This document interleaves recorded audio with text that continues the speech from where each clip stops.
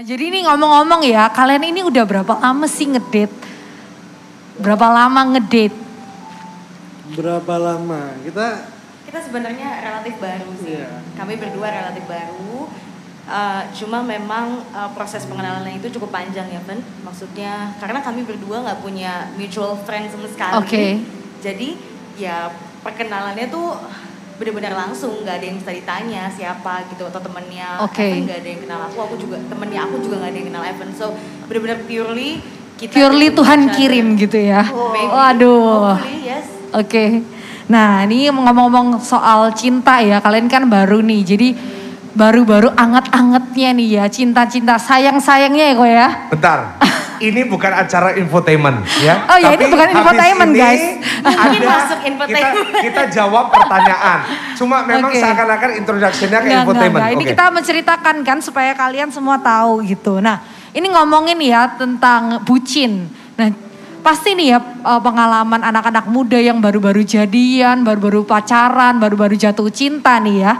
Pasti mereka tuh bucin, Van. Kamu bucin nggak? Coba dijawab jujur. Coba dijawab dulu. Salma yang menilai kan, yang melihat Salma, ya kan? Kalau Evan itu cenderung bucin. Cenderung bucin. Iya, cenderung bucin. Tapi memang dari awal gini, karena maksudnya gini, I know that he has a kind heart. It's magnify lah, kelihatan gitu. Jadi dan dia tuh kayaknya tipenya tuh yang cepet gitu, langsung tiba-tiba ya udah, misalnya kayak I fall in love itu terus ya udah gitu. Nah, that I see that also can be dangerous juga gitu. Jadi I always say to him, Van, kamu kalau mau bucin boleh gitu. Cuma always, I remember I told you always ask God if I'm the right one or not. Jadi aku yang kayak. Oh, jadi kamu yang batasin sendiri? Yes. Aku batasin kayak aku selalu ngingetin Evan, kalau mau bucin, I'm so grateful that misalnya kamu mengasihi saya gitu. Tapi remember, don't forget to ask God that am I the one or not. Wow, keren banget. Tepuk tangan dong. Wow. Jadi benar pertanyaannya itu tadi sebenarnya menurut kalian sebenarnya bucin itu boleh nggak sih sebenarnya di dalam kita sebagai anak Tuhan dan orang percaya? Menurut Griffin sendiri gimana? Kalau menurut Graven sendiri boleh-boleh aja tapi tahu batasnya. Tahu batasnya. Oke. Nah, menurut Pastor Michael gimana nih bucin? Batasan bucin ini sebenarnya gimana sih? Karena anak-anak muda ini bahaya, Pastor. Karena kalau begitu jatuh cinta, aduh udah. Pokoknya dia tuh nomor satu, segalanya buat aku kayak gitu. Kamu dulu bucin kan? Enggak? Lumayan, guys. Lumayan. Jadi ya, gimana tuh? ini di Alkitab bicara tentang bucin, tapi bukan ke sesama manusia, tapi kepada Tuhan. Kasihlah Tuhan dengan segenap hatimu, dengan segenap jiwamu, dan segenap akal budimu. Itu kalau bukan bucin apa? Ya kan? Nah, kalau kita sama pasangan juga gitu. Kadang-kadang kita salah. Benar tadi jawabannya, ada batasan. Nah, kenapa harus ada batasan? Dan ini termasuk bagi kalian yang udah pacaran, kenapa harus ada batasan kalau pacaran? Karena belum pasti. I respect jawaban tadi. Bucin boleh, tapi ada batasan. Kalau nggak ada batasan, kita jadi open ourselves to a lot of dangerous stuff. Kalau udah bucin nggak ada batasan, ya udahlah, dia kan segalanya bagiku. Ya udah, cium dikit nggak apa-apa. Kenapa bucin? Nanti dari satu ciuman jadi dua ciuman. Ciuman dari kening, dahi, hidung. Saya juga nggak ngerti kenapa hidung dicium gitu kan. Nah, tapi nanti jadinya kelewatan batas. Kenapa? Belum pasti. Kalau udah nikah harus bucin. Jangan terbalik, waktu pacaran bucin, waktu nikah jahat-jahatan. Betul. Jangan. Anak-anak muda zaman sekarang kebalik. Waktu pacaran bucin, udah nikah banyak yang gak ada cintanya gitu. Jadi for me, jawaban tadi bener banget. Pacaran harus ada batasan. Sampai kalian udah pasti sama orang itu. Kalian mau bucin kayak orang gila, silakan. Iya. Iya gak sih? Ya betul. Betul. Sedikit tambahan ya, mungkin dari tips dari Ceselin, karena teman-teman di sini mungkin kalau kita sedang jatuh cinta, itu kita nggak sadar teman-teman. Kalau kita ini bucin, budak cinta gitu ya. Jadi karena itu teman-teman kita harus punya circle yaitu teman-teman yang bisa melihat pasangan kita. Nah teman-teman itu juga kalian harus selektif ya. Jadi jangan sampai teman yang sembarangan. Terutama kalian harus tanya kepada orang tua. Karena bagaimana orang tua itu adalah wakilnya Tuhan. Dan orang tua itu yang bisa melihat yang terbaik untuk diri kita. Jadi teman-teman kalau misalnya di sini ada yang, aduh kayaknya aku gak bisa nih ngukur diriku sendiri. Kalian harus minta tolong ke orang lain. Antara orang tua atau enggak teman-teman yang benar-benar punya iman dan value yang sama. Jadi itu tips dari Ceselin gitu ya. Oke, pertanyaan selanjutnya Ceselin akan tanya kepada pasangan ini ya. Nah ini menurut kalian nih ya, seberapa penting sih restu dari orang tua? Nah karena banyak banget anak-anak muda nih kayaknya gak terlalu dengerin nih restu orang tua kayaknya gak penting deh. Aku jalan aja udah cinta banget lah ini udah yang terbaik. Nah menurut kalian seberapa penting sih peran orang tua? Dan itu dibuat lebih keren banget karena orang tua kalian itu bukan orang biasa. Itu kan. Jadi mungkin bisa jadi contoh buat kita yang mungkin buat teman-teman yang mungkin orang tuanya bisa. Ini kan orang tuanya bukan salah satu. Kalau saya boleh bilang pendeta yang paling besar, paling hebat di Indonesia. Yang satunya seorang pengacara yang terkenal, Sunan Kalijaga. Nah, kira-kira gimana tanggapan kalian? Dan kira-kira seberapa penting itu buat kalian? Jadi supaya ini bisa jadi contoh buat teman-teman di sini. Ya sebenarnya orang tua itu sangat penting. Sangat penting in our relationship. Soalnya apapun itu tuh kita selalu harus, kayak aku personally ya, pribadi tuh, aku tuh gak suka nutup-nutupin sesuatu dari my parents. Gak enak rasanya. And I believe anak-anak muda di sini juga rasanya kayak gitu. Kalau kita menutupin sesuatu dari orang tua tuh kayak, aduh capek, males. Mending kita terbuka aja. Jadi for me penting orang tua. Very important. Very important ya. Yes. Kalau Salma gimana? Ini ada cerita yang mungkin bisa teman-teman aplikasikan dalam kehidupan teman-teman ya. Kalau misalnya lagi ada yang bergumul sama percintaan gitu. Jadi memang sepertinya semua orang tahu gitu background kita berbeda gitu kan. Jadi memang aku Ceselin, aku pribadi memang waktu itu kan lagi sendiri gitu dan memang nggak cari yang main-main. Bukan berarti kayak, aku nggak main-main besok nikahin ya, nggak gitu juga ceritanya. Kayak tahun depan pokoknya no nggak ada yang kayak gitu. Cuma intinya when I search for someone, aku maunya yang ya serius. Kalau nggak usah gitu. Dan karena aku niatnya serius, jadi memang hal-hal yang sekiranya dapat terjadi di kemudian hari yang kurang mengenakan buat kita berdua, itu sudah aku tanyakan ke Evan. Contohnya gini, Evan kamu ready nggak kalau something happen nih misalnya. Misal ya, ini kita nggak bilang beneran gitu, misal ada pertentangan, apalagi agak berat di aku kan. Ada pertentangan tuh, are you ready? I ask that questions kurang dari sebulan. Oh wow. Pas aku deket sama dia. Karena it's important for me. I need to know that you berani nggak? Kalau nggak berani nggak usah. Kan gitu kan. Daripada udah wasting time lama-lama. Ternyata pas ada satu masalah yang cukup berat, cukup besar. Mundur kan gitu kan. Setuju banget Jadi sih pemikirannya. memang di awal memang banyak hal-hal aku sama Evan itu selalu bertanya gitu. Evan kalau kayak gini tuh gimana ya? Kalau kayak gini tuh gimana ya? Dan pertanyaan khusus yang aku bilang gitu, Fen kayaknya akan agak berat gitu. Kamu mau nggak gitu kalau misalnya kita jodoh, this will be a testimony that God is working, right? God can change heart. Kalau misalnya nggak berjodoh, ya sudah ternyata memang bukan kamu dan bukan saya gitu. Dan Evan so far jawabannya dia juga maksudnya cukup menenangkan gitu. Dan dia buktikan itu gitu pada saat ada badai lah let's say gitu dia tetap ada, tetap semangat gitu. Jadi that's a plus point. Tepuk tangan dulu dong.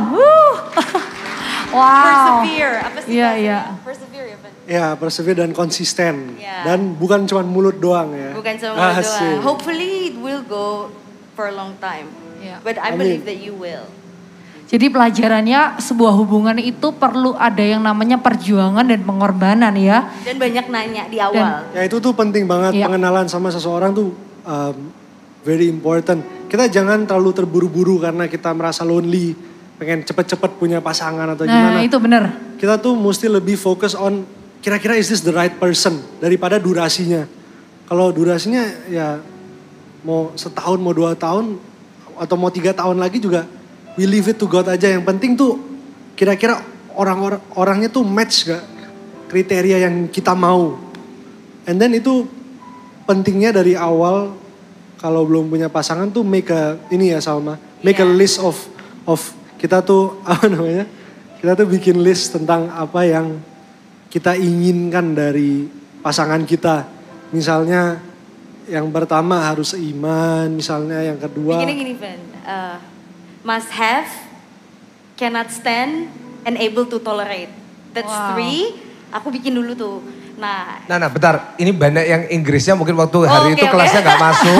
Oke. Waktu itu Indonesia waktu itu gak masuk gitu ya. Oke. Yang pertama gimana? Jadi memang kan, maksudnya sebelum bertemu Evan kan memang aku sering ngobrol gitu sama ada ibu gembalaku kan gitu, gimana sih gitu, bukan berarti harus buru-buru juga gitu. Terus dia bilang kayak, Salma coba bikin gitu list of things atau kriteria. Dari mulai yang harus ada dalam pasangan. Satu, harus ada dalam pasangan. Oke. Kedua, bisa ditoleransi. Misalnya sifat-sifat seperti kayak, dia kayaknya kurang, bukan sifatnya misalnya kayak dia kurang wangi, tapi ya oke lah gue bisa toleransi itu, misalnya kayak gitu. Evan kurang wangi berarti? Enggak, dia wangi. Kita ke bawah ya. Ada banyak. Beli parfum satu ini akuarium mungkin. Dia wangi banget ya. Oke. Sama yang terakhir itu yang gak bisa pokoknya kalau ada hal ini di dalam that person, di dalam sosok itu udah gak bisa. Contoh mungkin. Suka bohong, suka selingkuh ya. Iya, itu udah pasti. Itu blacklist ya langsung kita. Iya, jadi 3 list itu aku bikin satu persatu gitu, misalnya sifat apa aja, terus misalnya kebiasaan apa aja yang aku bisa toleransi, yang sekiranya harus ada di dalam pasangan aku sama yang gak boleh ada sama sekali. Itu tuh sebelum ketemu Evan tuh aku bikin kayak gitu. Dan itu semua ada di Evan ya, kriteria-kriteria. Ada yang ditoleransi juga. Oke.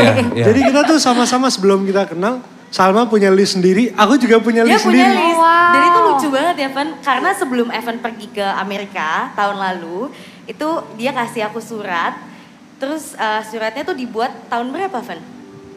2019 kayak apa 18? 2019 mid atau akhir, pokoknya aku inget.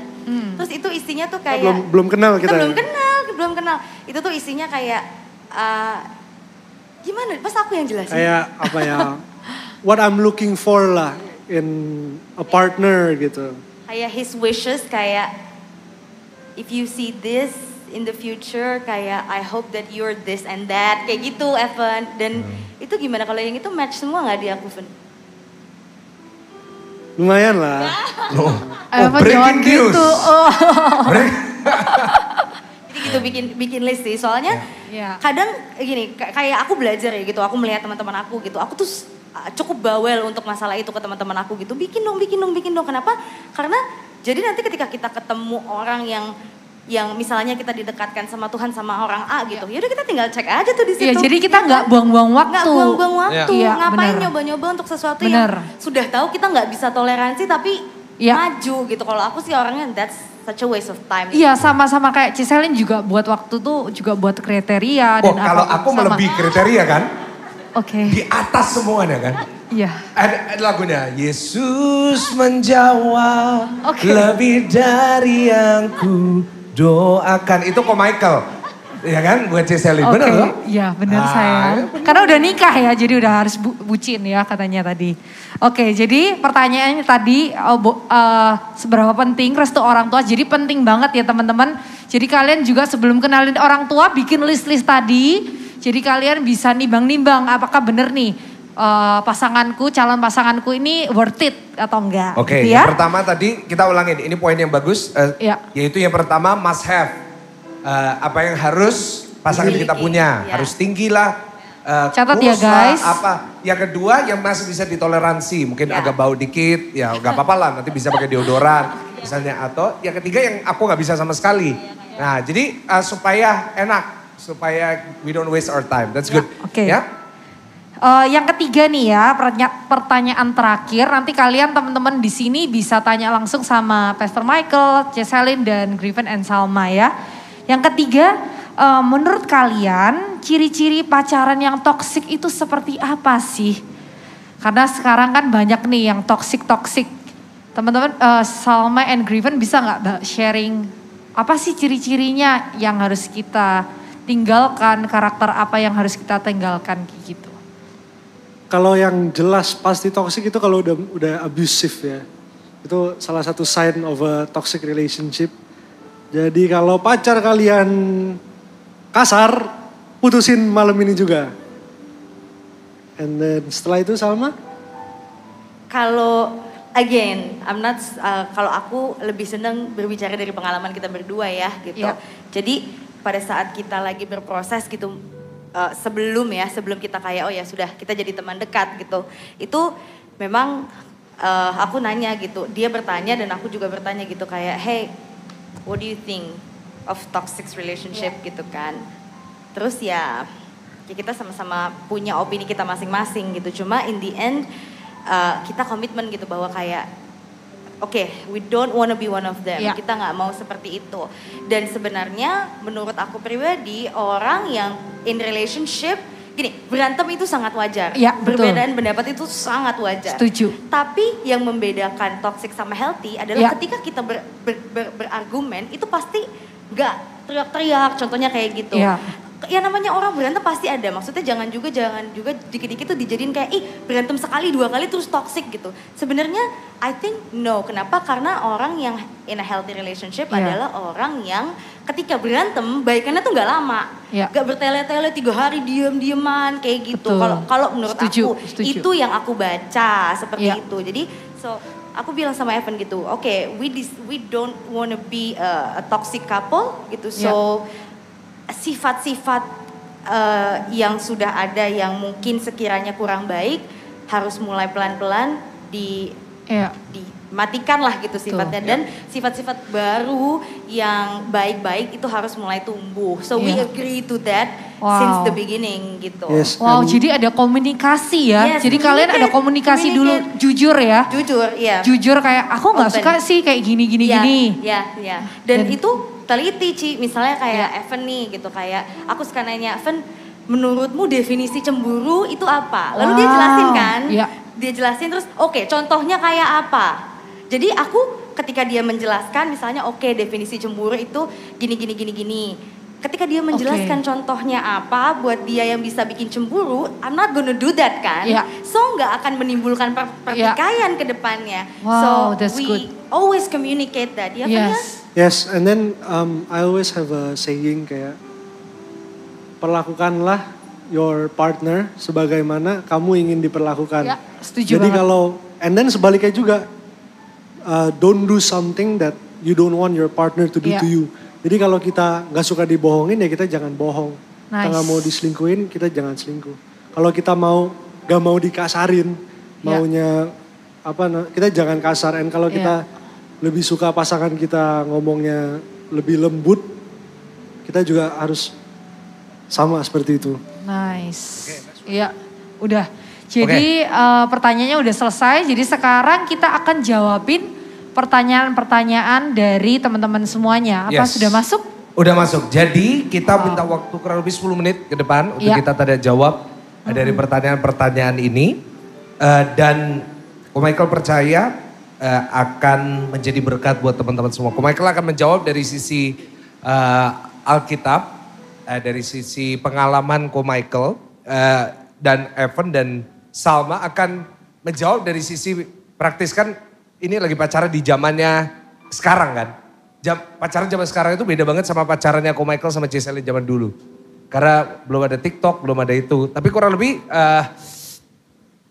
prinsipnya sama, tapi kita dengar dari aplikasinya mungkin ya. Yang mungkin aplikasinya yang sedikit berbeda. Matiin. Gak apa-apa. Oke. Oh iya, nyala kok ya. Oke, jadi kita ke pertanyaan yang pertama.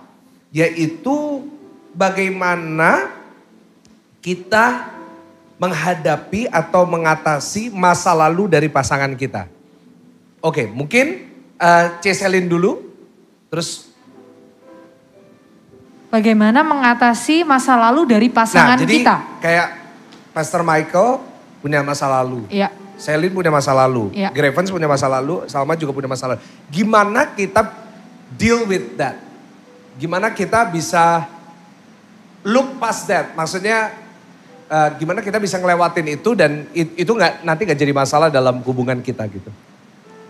Mungkin Ceselin dulu. Atau Michael dulu. Aku dulu. Iya. Mungkin Grevens dulu. Silakan. Atau ada cuma dulu. Oke. Jadi gimana kita mengatasi masa lalu dari pasangan kita. Yang pertama, yaitu kita juga harus sadar kita juga punya masa lalu. Kalau kita nggak bisa terima masa lalunya dia, kamu sendiri juga punya masa lalu kok. Kan kalau kamu nggak bisa nerima, sedangkan kamu maksa dia nerima kamu, itu namanya egois. Nah kadang-kadang the big problem about relationships, banyak masalah dalam hubungan ini semestinya banyak di arah atau area ego. Kita yang nggak terima, nggak bisa dong. Oh nggak mau aku, nggak bisa, nggak terima. No. Jadi yang pertama, kamu juga harus sadar, kamu juga punya masa lalu. Dan yang kedua, kita juga harus sadar bahwa masa lalu kita gak menentuin masa depan. Kita semuanya pernah punya masa lalu. Mungkin kita pernah salah. Mungkin kita pernah ngelakuin hal-hal yang gak benar. Tapi itu gak boleh diskualifikasi orang itu bahwa dia bisa berubah. Contohnya misalnya pasangan kita. Dulunya pernah ngelakuin hal yang gak benar. Nah kita jangan bilang, oh orang ini sampai mati pasti gak benar. Gak bisa gitu. Yang kedua kita harus sadar bahwa masa lalu gak nentuin masa depan. Kalau kita lihat orang ini punya prinsip, orang ini mau berubah, orang ini pasti ada niat untuk mau berubah dan orangnya memang dasarnya baik, nggak ada masalah, gitu. Jangan jadiin itu masalah. Dan yang ketiga, bagaimana kita bisa menghadapin pasangan kita punya masa lalu, yaitu yang ketiga adalah kita harus membuat keputusan sendiri. Ya. Kita harus membuat keputusan sendiri apa? Apakah aku bisa terima itu? Ya. Itu yang harus kita renungin. Oke, memang kita gak bisa ngerubah. Semua orang punya masa lalu. Tapi apakah saya itu bisa menerima? Ya. Kalau sesuatu itu yang di masa lalu pasanganmu gak bisa kamu terima. Kamu udah pikir dan gak bisa. Lebih baik jangan dilanjutin. Ya. Karena nanti jadi masalah. Jangan pikir, oh gak apa-apa nanti aja kita lihat. Oh itu bahaya. Itu harus decide di depan. Ya, harus decide. Jadi kita harus decide, oke, aku bisa. Nah kalau kamu udah decide, kamu harus hargain komitmen kamu. Kita harus ada set our own boundaries. Kayak misalnya Ko Michael. Makanya Ko Michael paling suka kalau orang pacaran. Ini advice Ko Michael ya. Langsung terbuka semua.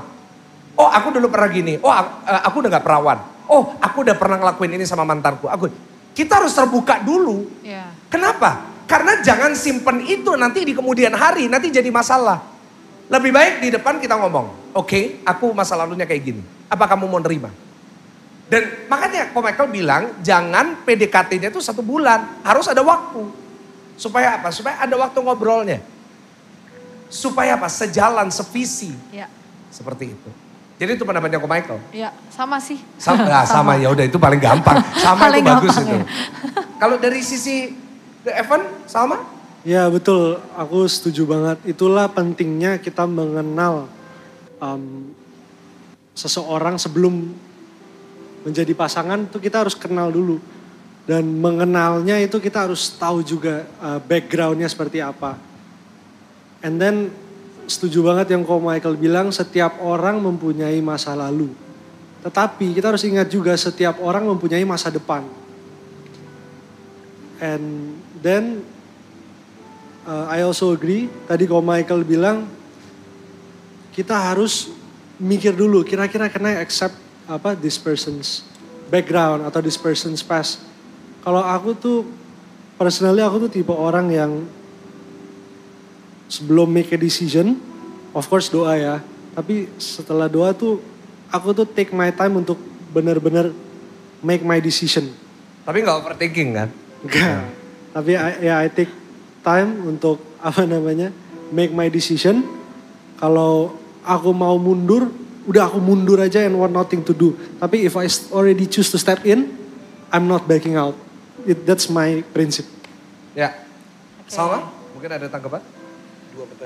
Kalau regarding the past, kalau kami berdua gitu ya, pertama ya kami memang terbuka satu sama lain gitu ya, kok memang kami terbuka dan there's one thing that I encourage you, aku semangatin kalian anak muda to do this, adalah gini. Aku pernah tanya gitu sama Evan dan aku cerita juga sama Evan gitu. Misalnya kayak Evan, kamu ada spesifik trauma gak with your past sama pasangan gitu. Dan dia pun nanya juga ke aku gitu. So we can pray into that and ask God to heal that part. Wow. Jadi kita berdua setiap malam ya Evan selalu teleponan gitu kayak Evan, alright let's pray.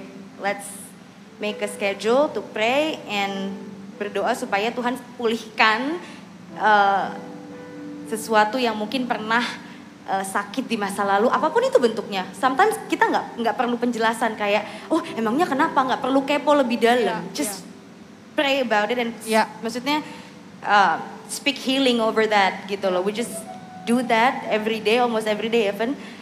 Make a routine and God will obviously heals gitu kan. Dan ya itu sih kalau untuk trauma di masa lalu atau the past gitu. Dan kalau aku sama masa lalu ya mungkin kalau Evan gak perlu nanya lagi ya gitu. Kalau Evan gak perlu tanya gitu. Cuma ya intinya terbuka aja lah gitu sama terbuka apapun. Dan mendoakan ya. Iya didoakan gitu misalnya kayak semua kepahitannya gitu. Misalnya apapun itu gitu. Kita gak perlu spesifik. Misalnya aku tahu mungkin Evan diselingkuhin apa segala macam. Kadang kan kalau tahu terlalu banyak juga gak baik. Terbuka terlalu banyak juga gak baik. Because it ada timing for everything untuk benar-benar fully open. Setuju. Tapi maksudnya surface-nya, permukaannya bolehlah dikasih tahu dikit-dikit gitu. We pray into that every night, ya Van? Dan itu kita jadiin kebiasaan gitu. Nice, bagus banget ya. Oke, pertanyaan berikutnya. 2 pertanyaan terakhir ya karena waktu. Karena waktunya udah habis. Kok lebih baik LDR atau satu kota? Kalau aku ya, kalau aku nih, aku tanya aku ya. Iya, silakan. Kalau aku lebih baik satu kota, kalau bisa satu kota karena komunikasi lebih baik, bisa ketemu, gampang aksesnya dan lain-lain sebagainya. Tapi kalau misalnya memang LDR, ya nggak masalah juga. Cuman kita harus punya effort yang lebih. Jadi mungkin bagi waktunya, mungkin kita tanya yang sebelah yang pernah LDR nih dari US dan ke Bali gitu. Ya kita tuh LDR 2 kali ya. Iya 2 kali. 2 kali, jadi kita mungkin ada tipsnya kali ya. Udah sangat paham dengan LDR ya. Oh wow, pas pertanyaannya. Bilang paham juga belum banget sih. Cuma maksudnya kita mencoba beradaptasi dan lagi-lagi ngobrol di awal bahwa begini. Fen, aku gak bakalan pindah ke Jakarta 2022. No matter what, I think God still call me in Bali. Can you accept that? Oh ya, kita mesti ceritain juga bahwa Salma tuh tinggal di Bali and I'm in Jakarta kan. Can you accept that? Dan pas Evan bilang, okay, we will try and then we will mencoba untuk make time ketemu gitu. Aku yang ke Bali atau kamu yang ke Jakarta, kata Evan gitu. Maksudnya ya sudah. Kita stay pada komitmen itu, stay banget ya? Bener-bener. Oke, ketika kita lagi kangen, I know, I get that. Misalnya aku paham gitu kayak perasaan rindu pasti ada, nggak mungkin nggak ada. Cuma dari pertama kali kita menjalani this relationship, hubungan ini, kita tahu itu akan terjadi. So face the consequences because we already made that decision. Walaupun kadang-kadang ya kayak kemarin Evan pulang gitu ke sini apa segala macam karena untuk belajar apa segala macam gitu. Kami sekolah bareng gitu. Ya sudah itu mungkin cerita lain gitu. Cuma kalau misalnya untuk long distance relationship yang lain, ketika kamu sudah berani mengambil keputusan untuk menjalani suatu hubungan dan kamu tahu itu akan LDR dengan segala macam konsekuensinya, face it. Oke, jadi kuncinya komitmen dan toleransi. Ya. Sebelum itu tuh harus ditanya aja, misalnya kalian mau LDR, kalian jangan takut atau jangan overthinking.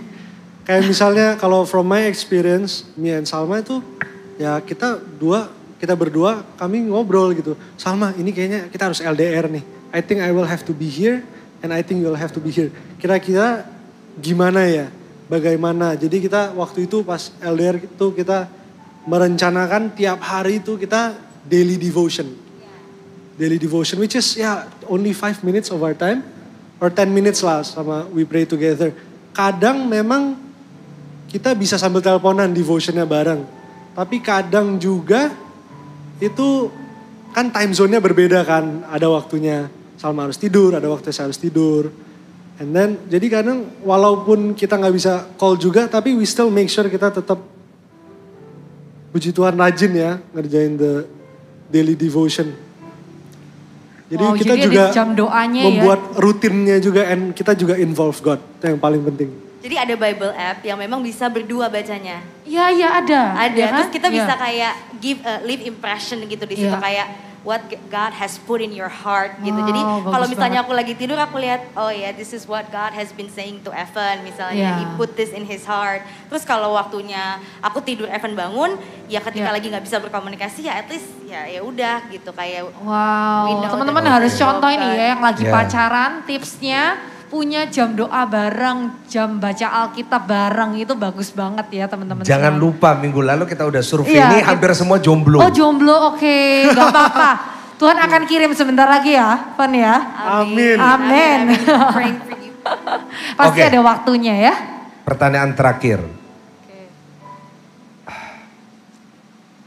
Tips terbaik untuk move on. Tips terbaik untuk move Pemain on. musik siap-siap ya, kita habis ini mau Dari selesai Pastor bareng. Michael, terus Selin, Oh, terus... aku penutup dong. Oh gitu, oke dari Salma kalau gitu.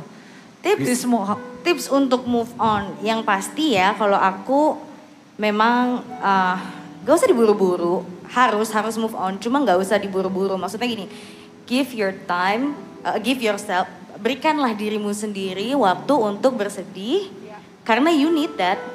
Jangan jadi kayak nggak apa-apa aku kuat gitu. Jangan Terus sok in the kuat end, ya. Jangan sok kuat juga gitu. Maksudnya give yourself time untuk bersedih. Terus habis itu mulai ke proses naik, mulai menerima keadaan setelah bersedih. Lalu setelah bersedih kamu mulai naik step.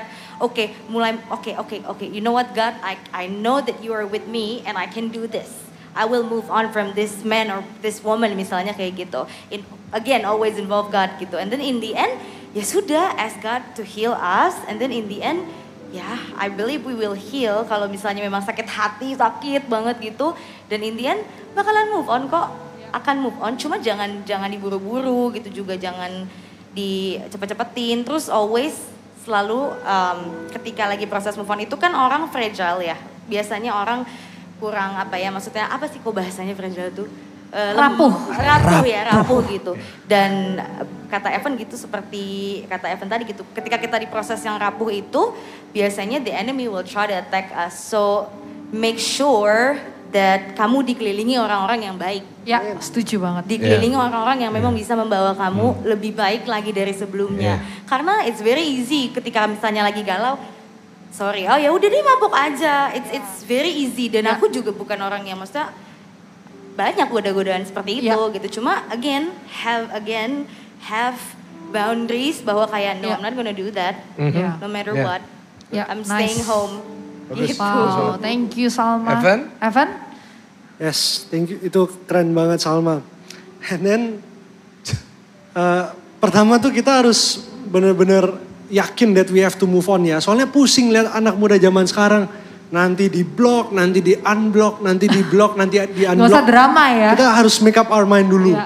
Kira-kira is this, kan orang putus pasti ada masalahnya dong. Kira-kira masalah ini tuh, kira-kira is it still something worth fighting for gitu. Kalau misalnya karena selingkuh, ya udahlah itu do your best to move on. Tapi kan biasanya misalnya kalau like a small argument atau apa, itu kan masih bisa kan kita ngomong baik-baik. Tapi kalau kita udah benar-benar make up our mind, mau move on, for me yang paling penting, like Salma said, setuju banget. Sedih itu wajar, it's normal for us to be sad, ya kan? And then jangan lupa dengerin ini ya, jangan lupa dengerin lagu-lagu rohani. Jangan cuman lagi di kasur, ambil peluk guling sambil terserah kali ini. Because song plays with our psychology. Ya betul. Iya benar. Jadi kita involve God juga ya through praise and worship. And then kalau dari saya sih kalau move on, coba sibukin diri sih. Tapi sibukin dirinya juga bukan yang ngasal, sibukin dirinya yang bisa bermanfaat. Kayak contoh kita berolahraga, atau kita start something new, atau kita mulai usaha atau something. And then bener lagi kata Salma, kita kalau kalau kita lagi sedih tuh pikiran kita tuh jadi rapuh ya. Kita tuh kadang tuh ada aja suara-suara setan, kamu you're lonely, makanya banyak orang kayak aduh I feel so lonely. And then banyak juga godaan setan.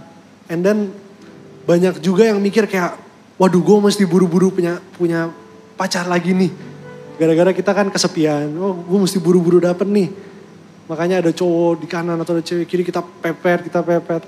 Nggak bisa gitu, kita take our time and kita do our best but still let God do the rest.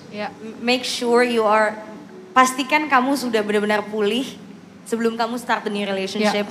Karena it leaves residunya itu masih ada. Kalau misalnya kita belum benar-benar fully, benar-benar heal, benar-benar sembuh, pasti sisa residunya masih ada. Benar. Dan nanti akan terpancarkan lagi karena sakit hati sama yang lama. Jadi ketika kita jadi toxic lagi ya. It magnifies gitu loh. Karena belum selesai yang di hati ini ya. Unfinished gitu. So make sure you are fully healed. Iya. Oke, kalau dari Ceselin yang pertama kalian harus datang sama Tuhan dulu. Benar-benar kalian minta tolong dipulihkan dalam hati.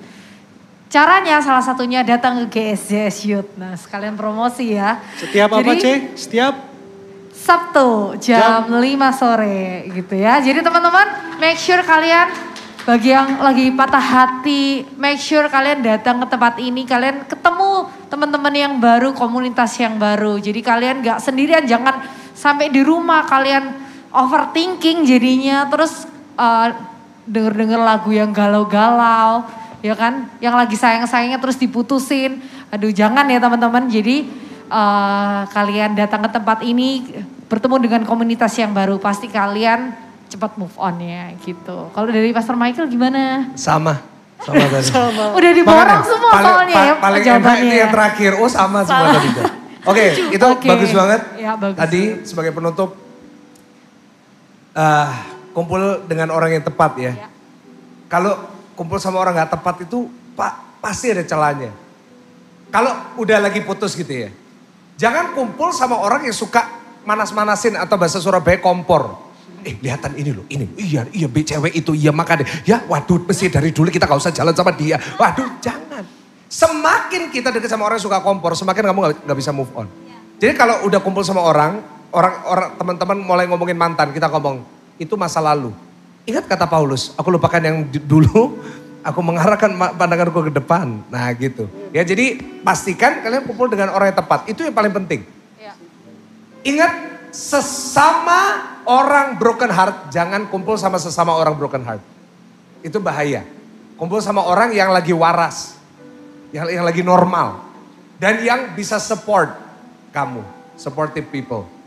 Ya. Yang kedua jangan dengerin lagu-lagu putus cinta. Bener, itu bener. Kalau kalian dengerin terus lagu putus cinta, kalian nangis gitu, nangis terus. Kau hapuskan kisah cinta kita. Nah jangan malam. Gini. Apa tuh pesan terakhir gitu? Apa? Pesan terakhir. Pesan terakhir, wah, itu enak itu ya. Kalau Ko Michael saya denger gak apa-apa gitu. Gak ada efeknya. Tapi kalau kalian, jadi itu kayak api, terus kalian siram minyak gitu. Itu akan lebih parah. Kalau ada api dikasih apa? Air. Bisa pakai fire extinguisher, pakai alat yang tepat. Yang kedua kalau ada api, pakai apa? Pakai untuk masak. Maksudnya apa? Use your heartbreak for something positive. Amin. Biasanya kalian lagi pacaran, bucin gitu, gak ada waktu gitu, gak bisa pelayanan. Nah udah gitu, pakai heartbreak itu, udah gak ada pasangan kan? Datang ke GSJS Youth, pelayanan. Jadi singer, kalau gak bisa nyanyi jangan jadi singer. Maksudnya jadi usher, jadi pemain, jadi yang lain gitu. Nah kenapa? Karena begitu pulih, ada ratusan orang jomblo di tempat ini yang siap menerima. Oke, waktunya kita mulai. Thank you Salma and Griffin. Thank you, kita berikan tepuk tangan.